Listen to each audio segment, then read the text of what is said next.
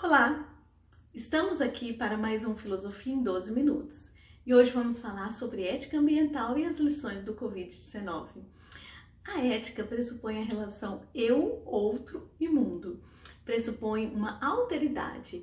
Eu tenho a identidade de quem eu sou e sei que o outro diferente de mim, com o qual eu me relaciono, eu preciso ter um compromisso nas relações com ele. Ou seja, eu preciso me responsabilizar em relação ao meu ato para com o outro. E este outro pode ser o ambiente que nos cerca. Então a ética ambiental ela vai centrar as nossas atitudes em relação a este ambiente.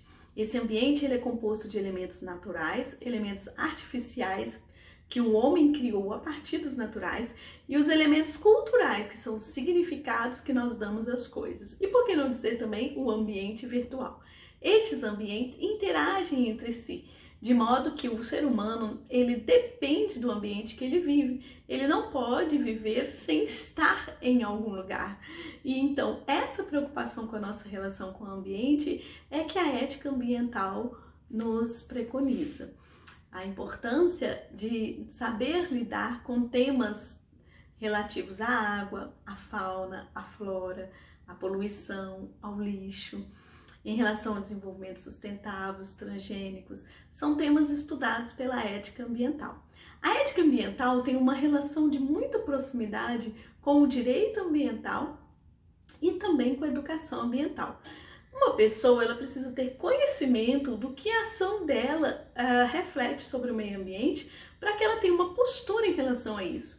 Então a educação ambiental vai ensinar o que a ação do homem faz sobre a natureza e isso vai gerar os princípios para a ética ambiental.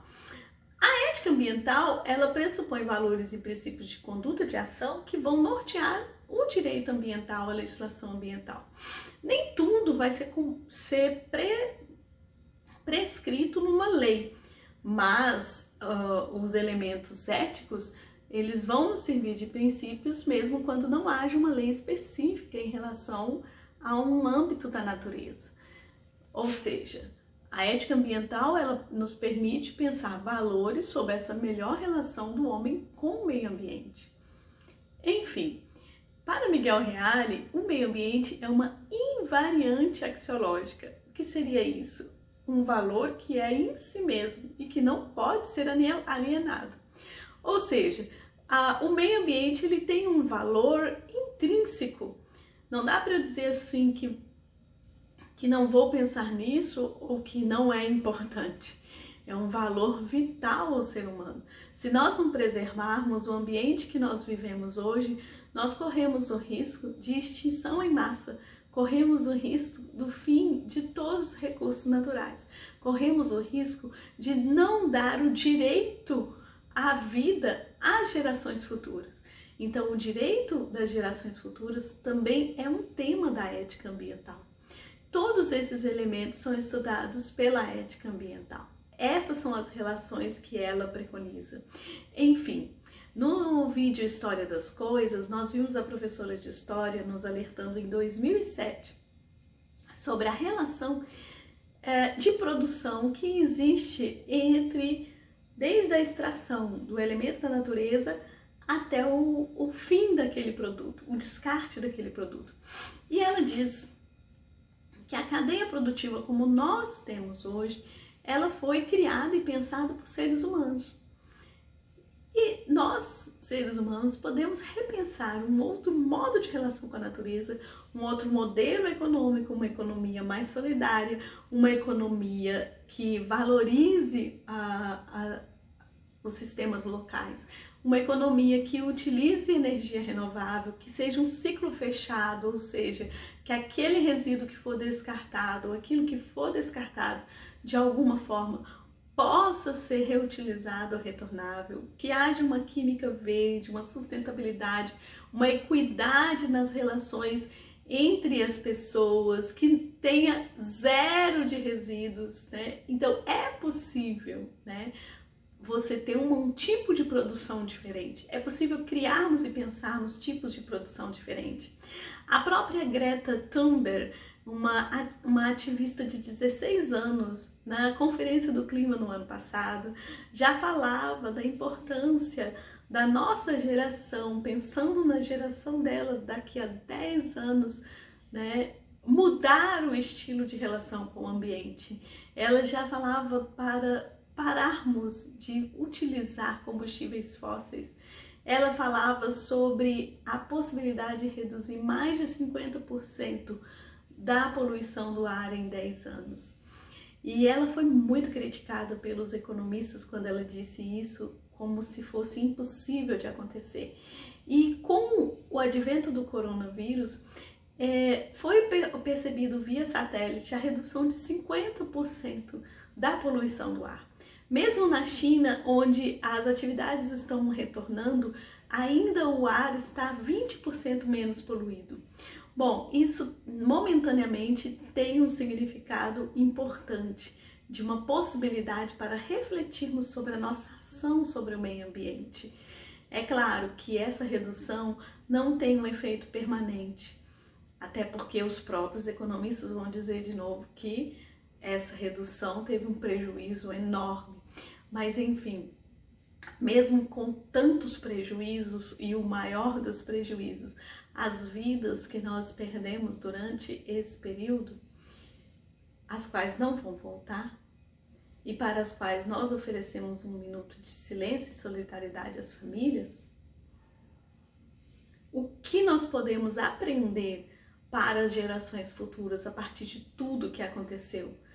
O coronavírus nos ensina a refletir sobre as nossas ações para com nós mesmos, as nossas ações para com os outros, e também nos ensina a refletir sobre a nossa ação para com o meio ambiente. Vimos cenas, né, em postagens de coisas que aconteceram com o meio ambiente inesperadas, né? Imagens de antes e depois, do céu totalmente limpo durante o período que o homem ficou recluso. Vimos guerra de macacos na rua por alimentos, né? Vimos cervos andando no Japão, no meio da rua. Vimos tantas coisas acontecendo, rios ficando limpos, até mesmo parte do monte das cordilheiras do Himalaia foram vistas pela população da Índia, que eles nunca haviam visto aquelas imagens devido à nuvem de poluição. Então, tudo isso nos faz refletir sobre essa ação do homem, sobre a natureza, sobre como nós podemos agir. Porque muitos setores da economia não pararam de funcionar, mesmo com a reclusão. O trabalho remoto, por exemplo, mostrou que é possível poupar tempo, energia e poluir menos o ambiente, evitando deslocamentos necessários. Então, é possível o ser humano pensar um outro modelo econômico.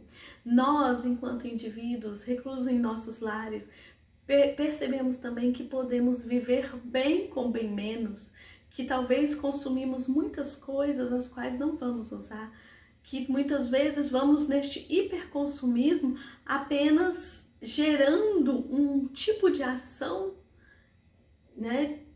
Uma ação, aquela vida corrida, agitada, e compra isso, compra aquilo, e às vezes coisas até que nem usamos. Então, tudo isso pode nos servir para repensar a nossa conduta, e principalmente a nossa conduta em relação ao meio ambiente. É possível vivermos de forma diferente. É possível cuidarmos do planeta Terra, cuidarmos de nós mesmos. E a ética ambiental, ela vai trabalhar todas essas questões, inclusive no âmbito da gestão, né? Sugerindo que haja códigos de conduta ética, mas que nesse código de conduta ética dentro das empresas, das organizações, não estejam apenas elementos que dizem respeito à ética do trabalho, né?